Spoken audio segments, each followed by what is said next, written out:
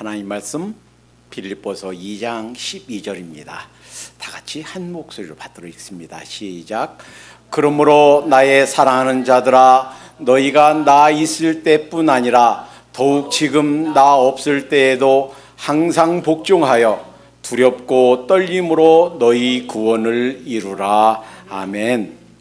하나님께서는 우리를 사랑하시되 엄마와 같은 그 세심함으로 저희를 돌보시고 동행하시는 줄 믿습니다. 하나님께서 우리를 돌보시는 그 돌보심 가운데 하나는 이런 보이지 않는 것들에 대하여 보이는 것들로 인하여 우리가 깨닫도록 힌트를 주셨다라는 거예요. 예를 들면 다음과 같습니다. 우리 머리에 좋은 것들은 뇌의 모양과 같이 생긴 그 열매인 호도나 혹은 피칸 같은 것, 이런 것들을 먹으면 머리에, 뇌에 아주 좋다고 그래요. 뿐만 아니라 우리 몸 전체에 좋은 것은 마치 그 뿌리가 사람 몸처럼 생긴, 그래서 이름을 인삼이다. 여러분 인삼 자주 드시죠? 인삼, 사람 몸같이 생긴 그런 것을 먹으면 또 우리 몸에 좋아요. 뿐만 아니라 우리 인간의 내부가 오장육부이듯이 5대양 6대주, 이 지구를 그렇게 만드셨어요. 우리 몸의 구성 성분이 70%가 물이듯이 이 지구의 한 70%는 물로 덮여 있어요. 뿐만 아니라 하나님의 인자하심과 광대하심, 어미하심을 깨달으라고 우리에게 육신의 아버지를 주신 줄로 믿습니다. 어머님의 긍휼과 그리고 인내하심을 깨달으라고 하나님의 그 인자하심, 긍휼하심, 끝까지 인내하심을 깨달으라고 우리에게 육신의 어머니를 주신 줄로 믿습니다. 우리가 어떻게 주님 안에서 태어나서 영적으로 잘 성장하는가, 이런 것을 깨달으라고 우리를 어린 나이 때부터 이렇게 자라게 하신 줄로 믿습니다. 어떤 동물처럼 태어나자마자 이렇게 마치 그냥 완전체로 이렇게 뛰고 태어난 지 몇 시간 만에 뛰고 걷고 먹고 할 수 있는 그런 존재를 만들 수도 있지만, 하나님께서는 어린 나이부터 탄생해서 자라도록 한 것은 우리가 이 세상에 영적으로 태어나서 자라는 모습과 똑같이 그 원리가 같기 때문에 그걸 깨달으라고 그렇게 주셨다고 믿습니다. 지금까지 몇 주 동안 여러 시간에 걸쳐서 우리는 과거 시제로 이루어진 구원에 대해서 하나님 말씀을 들었습니다. 너희가 구원을 받았다. 과거 시제로 되어 있는 이 구원, 그런데 이것은 이 과거 시제로 표현된 구원은 때로는 인간 편에서 볼 때 회심이라고 그랬고, 하나님 편에서 볼 때는 중생, 다시 태어난 것, 거듭나는 것이라고 그랬고, 또 법적인 측면에서 보면 칭의, 하나님께서 의롭다 하심을 주신 것. 우리가 비록 부모님께 태어날 때부터 물려받은 죄, 또 내가 어려서부터 지은 죄, 이런 모든 죄에도 불구하고 하나님께서 너는 죄가 없어, 너는 이제 의롭게 되었어 라고 하나님께서 법적으로 판결을 내려주신 것, 칭의라고 했습니다. 이것이 그렇게 여러 시간 동안 우리가 하나님 말씀을 살펴본 이유는 이것이 참으로 중요하기 때문이에요.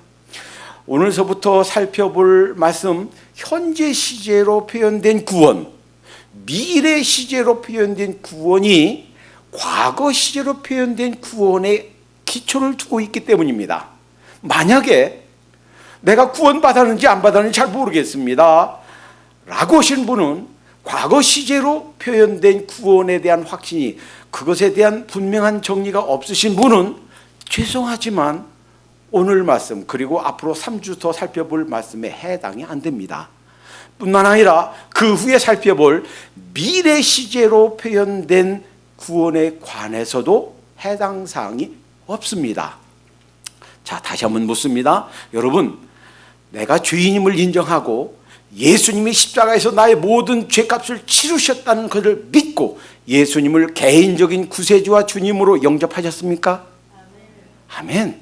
그러면 이제 이 말씀은 여러분을 위한, 우리를 위한 말씀이 됩니다. 과거 시제로 표현된 구원은 흔히 justification, 칭의 구원이라고 말했습니다. 그리고 이 구원은 우리 죄의 형벌을 하는 예수님께서 대신 치루어 주신 구원이라고 그랬습니다. 그래서 이렇게 생각하면 안 된다고 그랬어요. 내가 이제 구원을 받았으니까 됐어. 나는 예수 믿으니까 됐어. 나는 하늘나라 갈 천국행 티켓을 가지고 있어. 나는 다 됐어. 라고 생각하면 큰 오산이고 위험에 빠진다 그랬어요. 왜냐하면 내가 구원받았다라고 할 때 구원은 겨우 구원의 3가지, 3분의 1 정도만 해결된 거예요. 내 죄의 형벌이 예수님 보혈로 말미암아 해결된 거 1가지뿐이에요. 그 다음 오늘서부터 살펴볼 말씀은 현재 시대, 지금 살면서 우리가 구원을 이루어 가야 되는 측면, 현재적 측면이에요. 그래서 영어로 justification, 이것을 성화다 이렇게 불러요. 그리고 이것은 지금 우리가 받아가야 되는 구원이에요. 그리고 미래 시제로 표현된 구원은 glorification, 영화. 이것은 누구도 이 세상에서 달성할 수 없는 종류의 구원이에요. 나중에 우리가 죽고 나서 예수님이 다시 오시고 나서 완벽한 구원 이루어지게, 이 구원을 받은 사람은 아무도 없습니다. 창세 때부터 지금까지 그 모든 인간들은 아직 이 구원을 받지 못했어요. 이것은 마지막 날에 이루어질 구원이에요. 그러니까 이 구원 받았다라고 할 때 내가 예수님 믿었으니까 난 다 됐어 라고 자만하고, 그리고 나는 이제 됐어 라고 생각하면 큰 오산이다. 영적으로 큰 오류에 빠진다라는 사실입니다. 자, 이제 오늘서부터는 현재 시제로 표현된 구원, 이 말씀이 무슨 말씀인가? 오늘까지 포함해서 4번에 걸쳐서 하나님 말씀을 살펴볼 텐데, 우선 첫째로 너희 구원을 이루라는 현재적인 시제로, 현재 시제로 표현된 구원은 다시 표현하면 너희가 자라가라, 성장해라 하는 말씀인 줄로 믿습니다. 왜 자라가야 되는가? 왜 성장해야 되는가? 이 성장의 당위성은 아주 당연합니다. 항상 복종하여 두렵고 떨림으로 너희 구원을 이루라 하는 것은 명령이에요. 그냥 저는 잘하기 싫은데요. 그 귀찮게 꼭 주일마다 교회 가야 됩니까? 바쁘고 몸도 피곤한데 수요 예배까지요. 이렇게 해서 저는 잘하기 싫습니다. 잘하지 않으렵니다. 이렇게 할 수가 없어요. 왜냐하면 잘하라, 너희 구원을 이루라 명령하셨기 때문입니다. 베드로후서 3장 18절에 보면 오늘 말씀은 이 사도 바울이 주신 말씀이지만 사도 베드로를 통해서 이렇게 말씀하셨어요. 베드로후서 3장 18절에 오직 우리 주 곧 구주 예수 그리스도의 은혜와 저를 아는 지식에서 자라가라, grow 해라 하는 거예요. 명령으로 주셨단 말이에요. 자라가라. 우리 인간이 생명이 있으면 자라가게 되어 있습니다. 그런데 그렇지만 그럼에도 불구하고 자라라 하는 것은 하나님의 명령이에요. 내가 그냥 잘하고 싶다고 잘하기 싫다고 안 자라고 이것이 아니고 자라가라라고 하는 명령으로 주신 말씀이다라는 것입니다. 10개월간 엄마 뱃속에서 이제 막 자라던 아기는 이제 10달, 어떤 사람들은 조금 일찍 나오기도 하고 좀 늦게 나오기도 하지요. 근데 10달 어머니 뱃속에 있다가 어느 순간 응애 하고 태어납니다. 그러면 아기가 태어났다고 그래서 모든 일이 다 끝나는가? 나의 모든 것이 다 완성되는가? 아니요. 천만의 말씀이에요. 이제 아기가 태어난 것은 생명 활동을 이 세상에서 시작했을 뿐이에요. 이제 스타팅 포인트, 이제 출발선에 있는 거예요. 아기가 태어났다고 해서 모든 것이 다 이루어진 것이 아니고 이제 이 세상에서 엄마 뱃속에서 있다가 이 세상 바깥 세상에서 생명 활동을 시작하게 된 출발선상이 있다는 거예요. 이것을 다 된 것으로 착각하면 대단히 큰 오해다. 우리 신앙에 있어서 너무 많은 사람들이 그분 예수 영접했어, 예수 믿었어, 그러니까 됐어 라고 착각하고 오해하는 이유가 그거라는 거예요. 그것이 다 된 대로 생각하면 오해다라는 거예요. 이제 시작이다라는 겁니다. 그런데 한번 생각해 보세요. 이제 아기가 태어났습니다. 그런데 아기가 자라가야 되는데 자라질 않아요. 제가 일하는 가게에서도 우리 주인 되시는 분이 이제 40대 후반에 첫 아기를 가졌습니다. 근데 몇 주 동안 수심이 가득한 거예요. 왜 그래요? 아기가 자라질 않는다고, 몸무게가 늘질 않는다고. 그래서 병원 가서 검사하고 막 하지 않았습니까? 아기가 안 자라면 어머니에게, 아버지에게, 부모님에게 아픔입니다. 상처입니다. 육체적으로 살아야 되고 정신적으로 살아야 되고 자라야만 됩니다. 그래서는 먹는 것이 전차라다. 그래서는 그냥 이제 먹는 것을 많이 주기 시작했대요. 그래서 몇 주 후에 병원 갔다 오더니 얼굴이 환해졌어요. 몇 파운드가 들었다고. 그러니까 아기가 조금씩 좀 자라는 것을 보면서 그 부모님에게는 말할 수 없는 기쁨이고 말할 수 없는 행복입니다. 마치 어린 아기 태어난 아기가 자라는 것을 보면서 기뻐하는 부모님처럼 하나님께서 우리를 이 세상에 나게 하셨고 자라가라, 성장해라 라고 명령으로 주셨고, 우리가 조금씩 자라갈 때 이렇게 엄마의 심정으로, 아버지의 심정으로 하나님께서 아주 기뻐하실 줄로 믿습니다.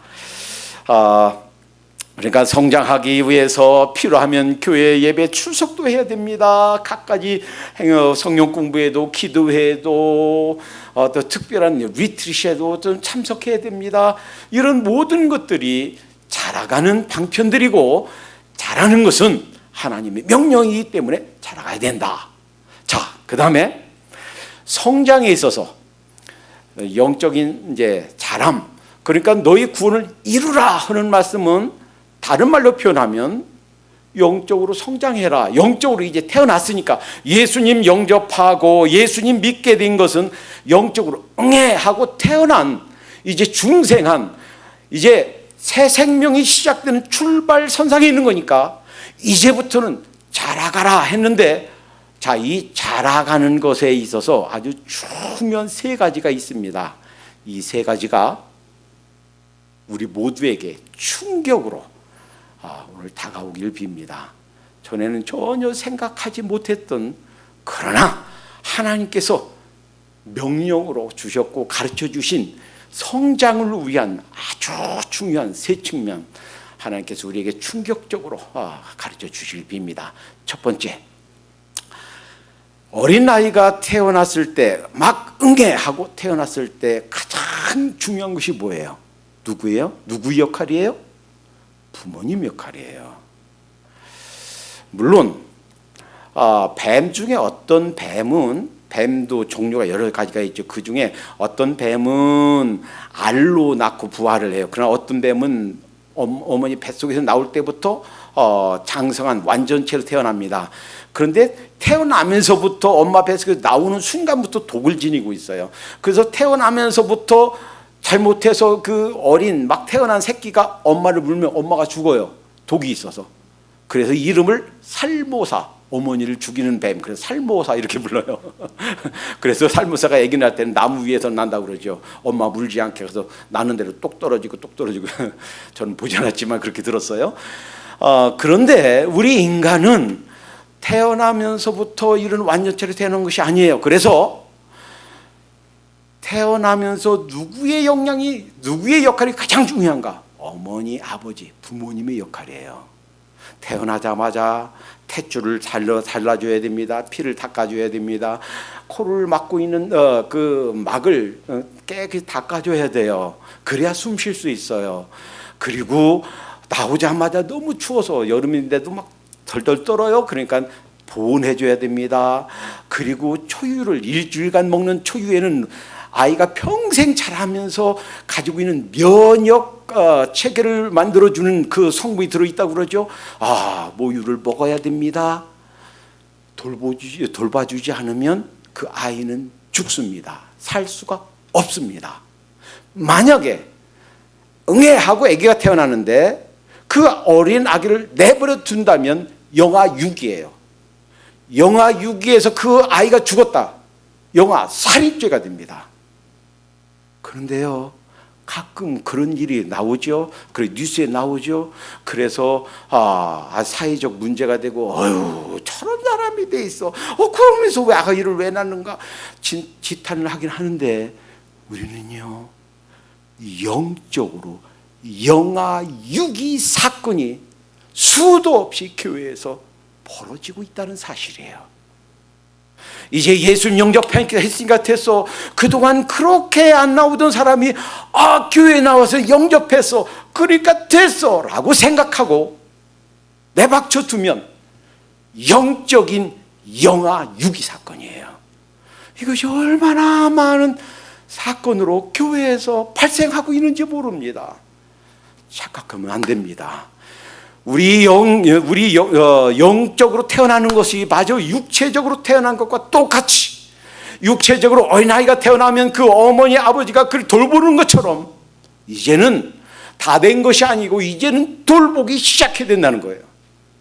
그래서 한국에서는요, 아기가 태어나면 이제 예전에는 시골집이니까 초가집이었죠. 앞에다가 금줄을 달았어요. 거기다가 뭐 숯검등도 달고, 아들 태어나면 거기에 고추도 달고.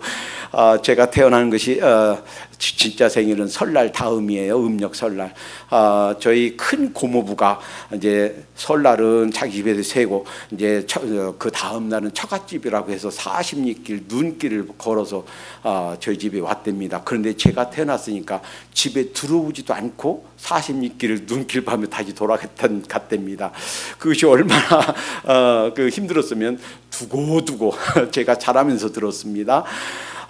그러니까 아기가 태어나면 37일, 20일, 21일간은 손님도 왕래도 주위 사람들도 이웃 사람들 못 오게 하는 거예요. 아기는 면역 체계가 약하니까 혹시라도 감기가 걸리면 어떠나, 혹시라도 그 유행하는 질병에 걸리면 어떡하나 보호하기 위해서 그 부모가 아이를 보호 차원에서 금줄을 달았단 말이에요. 이렇듯이 어린 아기는, 이 영적으로 태어난 새신자는 보이는 세력, 보이지 않는 세력에 공격받아서 그 신앙을 잃어버릴 수 있는 가능성이 대단히 높아요. 일단 예수를 믿기 시작하면 악한 영들이 가만두지 않습니다. 어떻게 해서라도 이 믿음을 잃어버리게 하려고 가까운 가족, 가까운 친척, 가까운 일하는 주위 사람을 통해서 공격하고 그를 무너뜨리기 위해서 애씁니다. 따라서 이제는 시작입니다. 예수님 믿기 시작했고 예수님 영접했으면 이제는 다 된 것이 아니고 그를 더욱더 돌봐주고 감싸주고 보호해주고 위로해주고 다독거려주고 신앙이 더 자라도록 인도해줘야 되는 것이 영적 부모의 역할이다라는 거예요. 담임 목회자는 영적인 부모입니다. 따라서 여러분 한 명 한 명을 잘 돌봐야 되는데, 그런데 한 목회자가 그 개인 이름을 알고 그 가족 형편을 알고 돌볼 수 있는 맥시멈, 그 이름을 기억하고 할 수 있는 맥시멈이 250명이랍니다. 그러니까 250명이 넘어서면 목회자가 혼자 감당이 안 되는 거예요.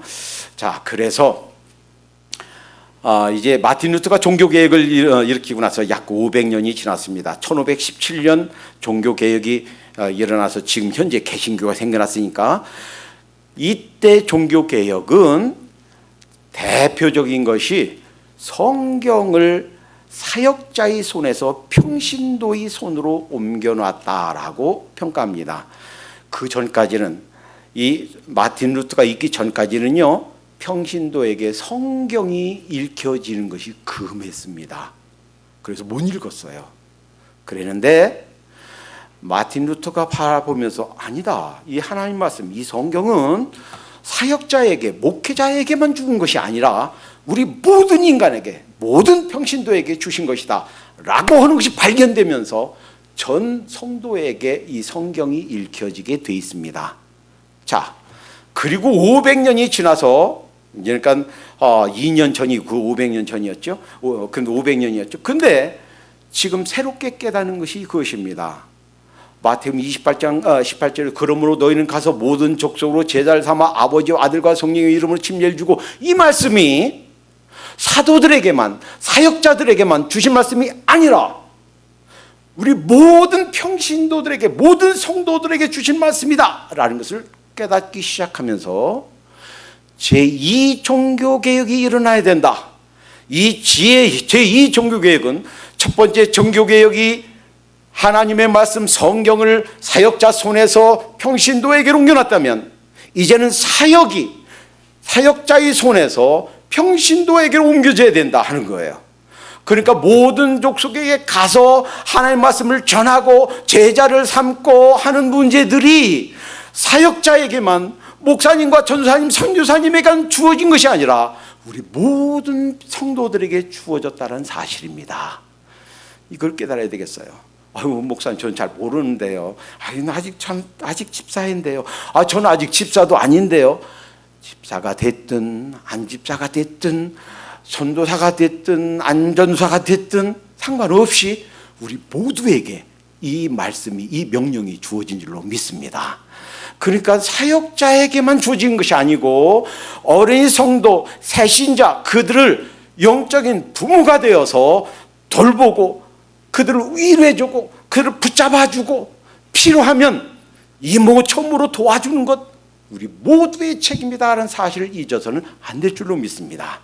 반대로 이제 때로는요, 이 자녀들이 부모를 싫어서 독립하는 경우가 있어요. 이제 대학만 졸업하면 부모가 이렇게 해라 저렇게 해라, 여자애들은 너 9시면 통행금지야, 그 넘어서 들어오면 안 돼, 이렇게 간섭 받기 싫어서 이제 자기가 수입도 있고 벌이가 있으니까 독립해요. 나가서 살래요. 내 인생 내가 주관할 테니까 부모님 더 이상 간섭하지 마세요. 간섭과 통제가 싫어서 독립하는 경우가 있어요. 그런데 이것을 기억하시기 바랍니다. 에베소서 6장 1, 2, 3절에 보면 부모를 공경하라 했어요. 그러니까 우리나라 말로 표현하면 효도해라. 그러면 주어진 두 가지 축복이 있는데, 하나는 잘 되고, 그러니까 이 세상에서 성공하고, 또 이 땅 살 동안, 이 육신을 입고 있을 동안에 장수하게 된다. 두 가지 축복이 주어졌어요. 그런데 문제는 이거예요. 그럼 그것이 세상적으로 육신적인 것만 해당되는가? 아니에요. 영적으로도 마찬가지예요. 대부분 그 대성한 사람들, 큰 일을 이루는 사람들 대부분 보면 육신의 부모를 그렇게 귀히 여기는 것처럼 영적인 부모에게 계속 가르침을 받고 그 통제를 벗어나려고 하는 것이 아니라 간섭함 받고 통제를 받고 어려움이 있을 때마다, 문제가 있을 때마다, 갈림길에 설 때마다 자신도 기도하고 하나님께로부터 눈을 열어놓고 귀를 열어놓지만 나의 영적인 부모, 그분은 뭐라고 말씀하시는가, 어떤 조언을 주시는가, 그 영적인 그런 부모에게 잘 듣고 배우고 잘 순종했던 사람들 대성해요. 대표적인 경우가 한국의 이찬수 목사님이잖아요.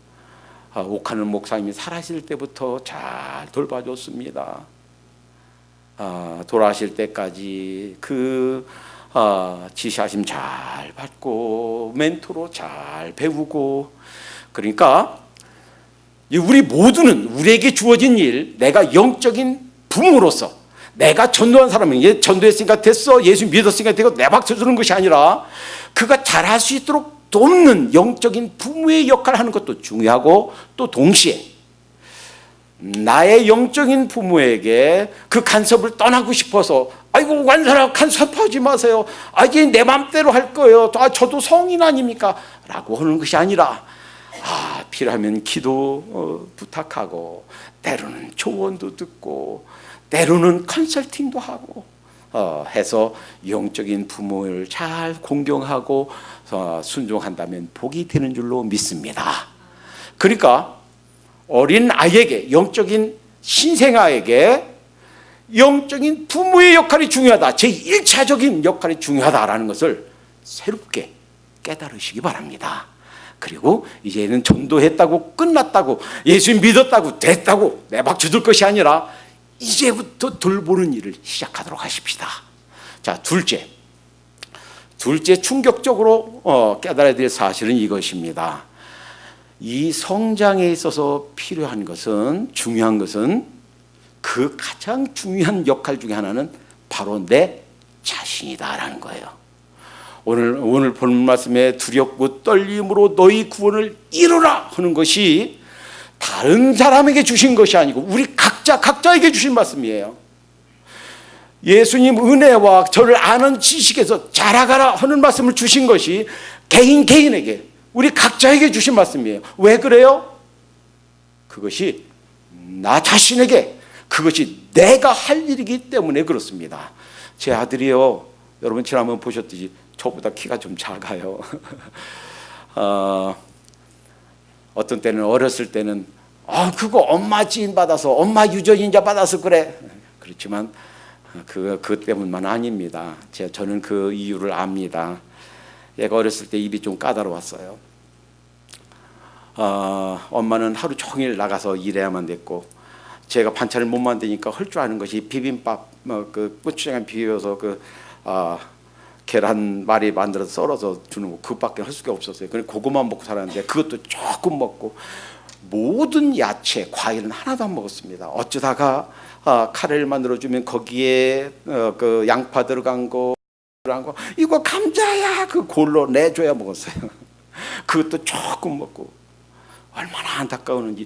이 녀석이 다 크면 보통 사람보다 더 적을 텐데, 남자는 어느 정도는 키가 좀 커야 되는데, 막 마음이 막 불부는 것 같았어요. 그래서 하다 안 돼서는 키 크는 약을, 그것도 무려 550불이나 주고 사다 먹이려고 그러는데 안 먹어요.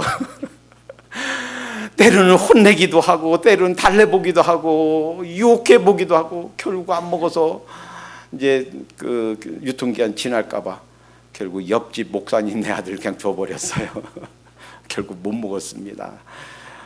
나중에 언제까지 그랬냐면, 고등학교 졸업할 때까지, 이제 고등학교 졸업하고 지 혼자 밥해 먹고 살 애들 멀리 떠나서 혼자 살 때까지. 그러고서 어느 날 이제 대학 졸업하고 왔는데, 아니 저기 김치도 하나도 안 먹고 야채도 아무것도 안 먹었는데 별걸 다 먹는 거예요.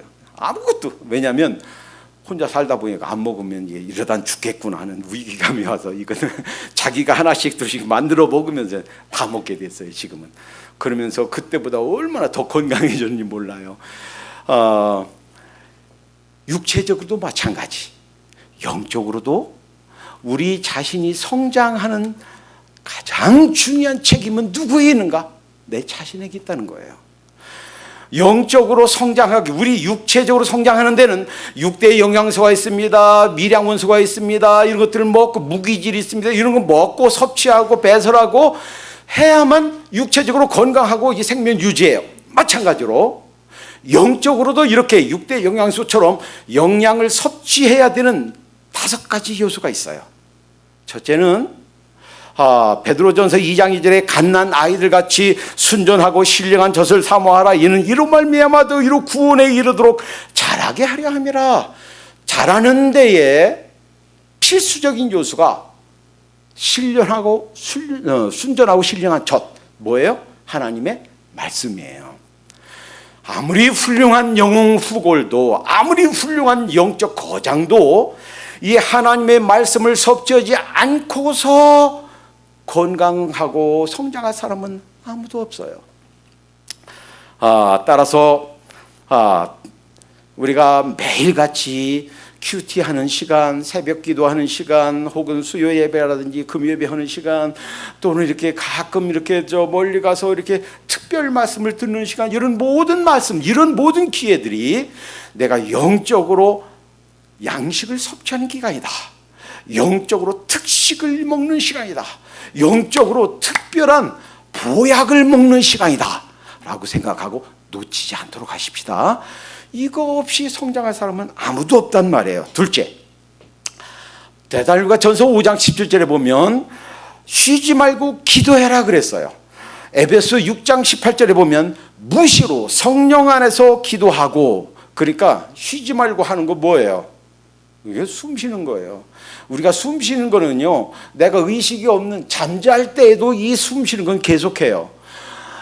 어떤 사람이 나는 잠자니까 나 몰라, 나 숨 안 쉴래. 숨 안 쉬면 잠자다가 하나님께 먼저 가죠. 하늘 가는 밝은 길이 환히 열리게 되죠. 그러니까 우리가 잠잘 때에도, 내가 의식이 없을 때에도 계속하는 일은 숨 쉬는 일이에요. 그러니까 영적인 호흡, 영적으로 숨 쉬는 일이 무엇인가? 기도하는 일이에요. 한 번은 예수님 앞에 어떤 사람이 데려왔는데 제자들이 고치지 못해요. 벙어리 귀신 들린 사람을 제자들이 내쫓지 못합니다. 귀신을. 그리고서 예수님이 쫓아냈어요. 예수님이 묻습니다. 어떻게 했나요? 그랬더니 마가복음 9장 29절에 이르시되 기도 외에는 이런 유가 나갈 수 없느니라. 무엇으로? 기도해야 된단 말이에요. 기도. 우리 힘으로 할 수 없을 때, 물론 할 수 있는 일에서도 모든 일에 우리가 기도해야 되겠습니다. 기도는 영적 호흡이에요. 이 기도하는 일, 우리 기도하지 않고 말씀하지 않고 영적으로 활력을 유지하고 또 영적으로 잘한다, no way, 불가능해요. 세 번째 사실이 있습니다. 히브리서 10장 25절에 보면 서로 돌아보아 사랑과 선행을 격려하며 그랬습니다. 서로가 돌아보는 거예요. Take care, each other. 서로가 돌아보아서, 우리 세상에 완전한 사람이 어디 있습니까? 세상에 실수가 없는 사람이 어디 있습니까? 세상에 약점이 없는 사람이 세상에 어디 있습니까? 인간이면 모두나 다 넘어지기도 하고 약점이 있기도 하고 실수를 하기도 하고 때로는 넘어지기도 하는 것이 우리 인간이에요. 그렇다면 약함 가운데 있는 사람, 마음이 약해져 있는 사람, 때로는 병들어서 일어서지도 못하고 있는 사람 찾아가서 이렇게 세워주고, 때로는 그 사람 아픔을 좀 들어보기도 하고, 그냥 1시간, 2시간, 3시간 그냥 들으면서 그래 얼마나 힘들었겠어, 같이 눈물을 흘려주고, 이렇게 서로 돌아보는 일이 필요하단 말이에요. 현대교회가 가장 약하고 초대교회와 비교해서 가장 부족한 부분이 이 점이다라는 거예요. 참된 교제가 없는 것이 현대교회의 가장 큰 특징 중에 하나란 말이에요. 서로 돌아보아 사랑과 선행을 격려하는 것. 그래서요, 이것을 영적인 휴식이다. 그러니까 이런 휴식이 없으면 우리가 살 수가 없어요. 그래서 하나님께서 제7일에 쉬셨고 안식하도록 그것을 율법으로 정해 주셨어요. 자, 영적인 휴식이라 합니다. 네 번째가 있어요. 디모데후서 4장 2절에 보니까 복음을 전파하라, 때를 얻든지 못 얻든지 힘쓰라 그랬어요. 이 복음을 전해주지 않으면 복음을 들을 수가 없습니다. 예수님 믿고 믿기만 하면 천국 가는데 이것을 누가 전해주는 사람이 없다면 들을 수가 없어요. 아름답도다 주의 말씀을 전하는 자들의 팔이요. 그러니까 이 복음을 전하는 거, 이거 없이는요 복음의 강물이 흘러가지 못해요. 자, 그런데 이 복음을 전하는 것은 영적인 운동이라고 표현합니다. 만약에 운동하지 않으면 이 힘이 없어요. 근력이 없어요. 이제는 이제 100세 세대라고 그러죠. 어느 신문에 보니까 그렇게 나왔어요. 이제 100세 시대에 웬만하면 사고만 안 당하고 특별한 그 질병만 안 당하면 한 100세까지는 다 산대요. 근데 이 100세까지 사는데 가장 중요한 것 중에 하나는 근육이래요. 근육을 이렇게 길러놔야 된대요. 근육이 있어야 뼈대가 이게 제대로 설 수가 있고요. 근육이 있어야 당도 처리가 되고요. 근육이 있어야 이 각종 이 성인병에서 자유로울 수 있대요. 근육을 키우시기 바랍니다. 영적인 근육이 무엇인가? 이거 전도하는 거예요. 이 사람 저 사람에게 복음을 전하고 듣든 안 듣든 그 고구마전도 있죠. 안 익었으면 그 예수 믿으세요. 참 좋습니다. 헤어지고 다음에 또 전하고 또 전하고 익을 때까지 이 복음을 전하는 것이 바로 이 운동이다. 자, 그러니까 어떤 사람은 그렇게 표현해요.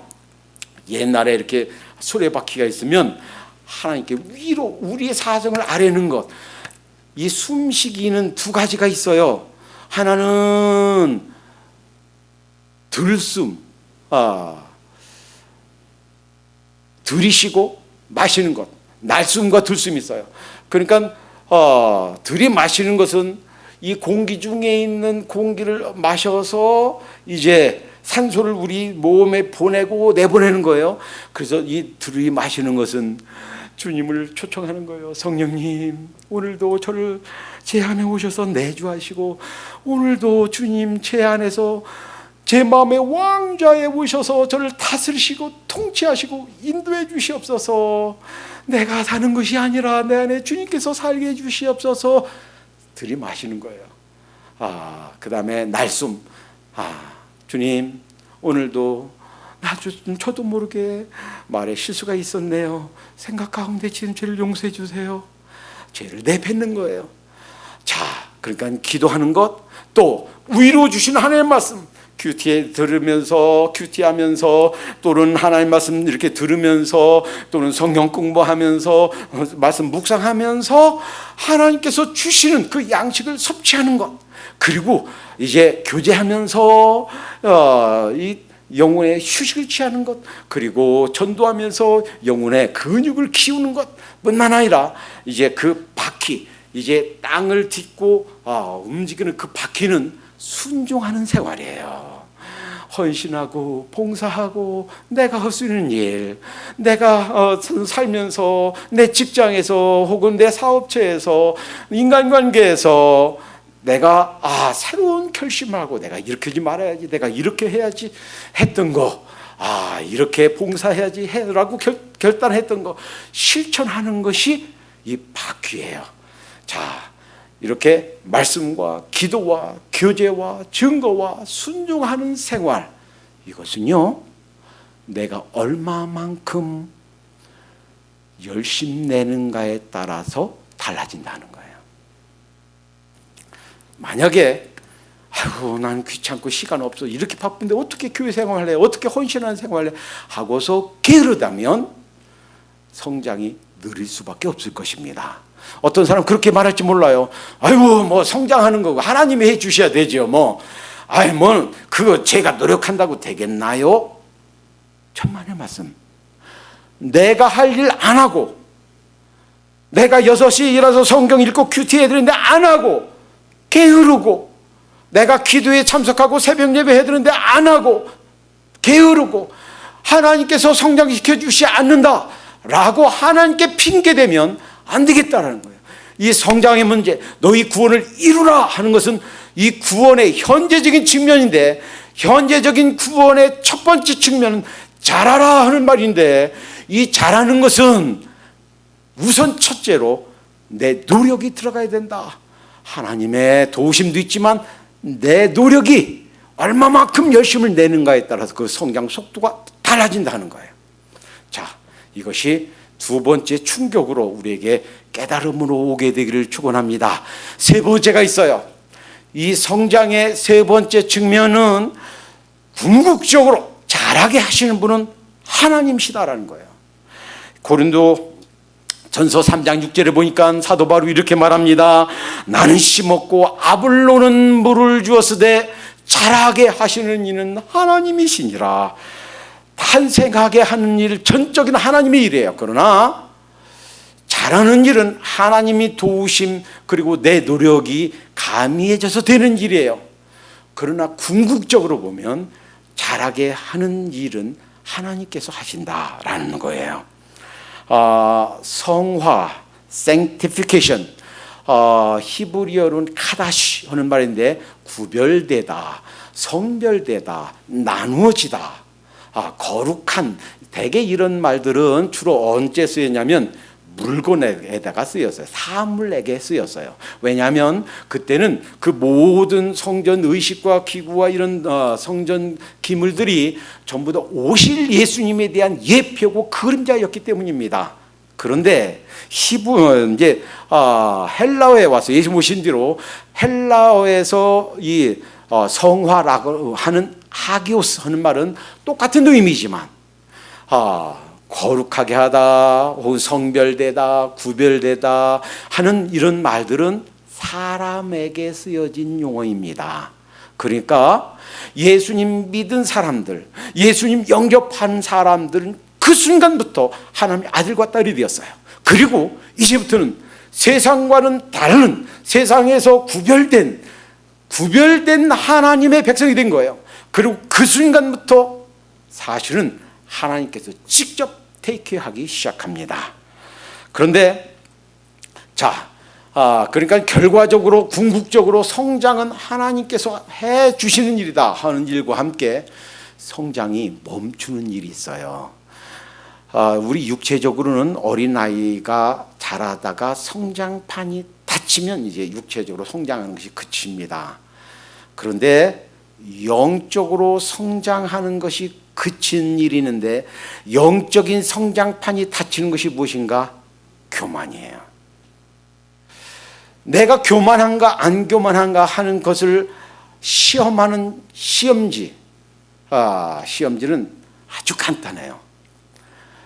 내가 배우려고 하는가 배우려고 하지 않는가 하는 걸 보면 알아요. 내가 교만하면 배우려고 하지 않습니다. 그거 다 아는데요.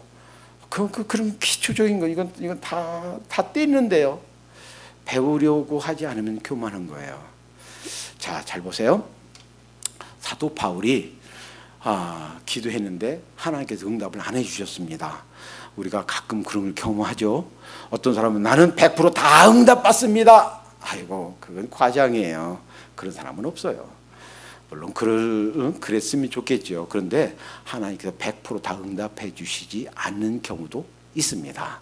모세도 기도했지만 안 돼, 더 이상 기도하지 마, 응답 안 해준 경우가 있어요. 사도 바울은 3번 기도했다고 그랬어요. 근데 내 은혜가 내게 족하도다, 내 은혜가 내게 족하도다. 그래서 더 이상 기도하지 않았습니다. 그러니까 기도 응답을 안 해주신 거예요. 그런데 이 사도 바울이 고린도 후서 12장 7절 8절에서 보니까 이렇게 표현했어요. 하나님께서 내 육체에 가시를 주셨다. 그런데 그 가시를 제거해 달라고 3번 기도했다. 그런데 이 가시를 뭐라고 그러냐면 사탄의 사자다. 사탄의 사자, 심부름꾼. 그것이 자기 육체의 가시란 말이에요. 그런데 그거 주신 이유가, 그러니까 그 육체의 가시, 사탄의 사자, 사탄의 심부름꾼이라고 표현한 그 육체의 가시를 죽을 때까지 계속 안고 사는 거예요. 그런데 그것을 왜 주셨는가를 표현하고 있어요. 나로 하여금 착오하지 않게 하나님께서 이 가시를 허락하셨다. 왜 그런가요? 사도 바울이라도 교만해서 더 이상 영적으로 성장하는 것을 막는 성장판이 닫히는 것을 못하도록 계속해서 겸손하고 착오하지 않고 계속해서 성장하도록 하나님께서 그 육체의 가시를 주신 줄로 믿습니다. 여러분, 신명기 8장 3절에 보면 이스라엘 사람들이 40년간 광야에서 그 고생한 이유를 말씀하세요. 왜 40년간 그 광야에서 그런 고생을 했는가? 몇 가지 이유가 있지만 그 중에 중요한 한 가지는 너희를 낮추시며, 그러니까 하나님의 백성들이 우리는 하나님께서 함께 하셔, 보통 사람들이 건드릴 수가 없어, 이렇게 자고하지 않도록, 교만하지 않도록, 더 이상 배우려 하지 않고, 더 이상 낮아서 무릎 꿇고 기도하지 않고, 자만하지 않도록, 영적인 성장판이 닫히지 않도록 그들을 자고하지 않게 겸손하도록 하나님께서 고난을 허락하신 줄로 믿습니다. 하나님께서 우리를 계속 성장하도록 언제까지 주님 품에 떠난 그 순간까지 계속해서 성장하도록 우리의 성장판이 닫히지 않도록 주신 것이 때로는 이런 고난이에요. 욥이 그 모든 고난을 다 겪고 나서 이제는 하나님에 대해서 듣기만 하였사더니 이제는 하나님을 보나이다, 눈으로 봅니다. 무슨 뜻입니까? 자기가 이제 큰 축제를 벌이고 나서는 부지 중에 우리 아들이 혹은 딸이 잘못했을까, 그 사람들 이 숫자대로 번제 드리면서 제사 드리고 이렇게 의롭게 살려고 했던 사람, 그래서 나는 이제 거룩하다, 나는 의롭다, 나는 이제 죄가 없다, 이렇게 자신이 당당했던 이 사람, 그러나 성장판이 닫히지 않도록, 자기가 자고하지 않도록 그 많은 고난들을 겪고 보니까 하나님의 크심이 보이는 거예요. 내가 얼마나 하잘것없고 보잘것없는 존재인지가 보이는 거예요. 그리고서 고백하는 것이, 하나님이 이제 듣는 것이 아니라 눈으로 봅니다. 여러분, 우리는 작은 것, 어떤 것 때문에 교만할 수가 있어요. 내 마음이 차고해질 수가 있어요. 그러나 다 내려놓고 하나님 앞에 겸손하게 이 세상 떠난 순간까지 사도 바울이 그러했던 것처럼, 이스라엘 사람들이 그랬처럼, 욥이 그랬던 것처럼 차고하지 말고 배우고 계속 성장하도록 하십시다. 그것이 하나님께서 우리를 향한 바라시는 바입니다. 기도하겠습니다. 하나님, 너희가 이 세상에서 두렵고 떨림으로 너희 구원을 이루라 하는 말씀은 끊임없이 주 안에서 자라가라 하는 말씀인 것을 깨닫습니다. 하나님, 영적으로 우리에게 허락하신 영적인 복음의 부모에게, 육신의 부모에게 잘 순종하고 공경하고 또 따를 수 있도록 도와주시고, 반대로 이제 우리가 영적인 부모가 되어서 나보다 약한 자, 나를 통해서 주님을 만나는 그들을 돌아보며 살 수 있도록 인도해 주시옵소서. 영적 성장에 계속해서 살아가는 과정에 가장 중요한 역할을 하는 것이 바로 우리 자신이라는 사실을 기억하고 열심을 내어서 잘하는 일에 집중할 수 있도록 인도해 주시옵소서.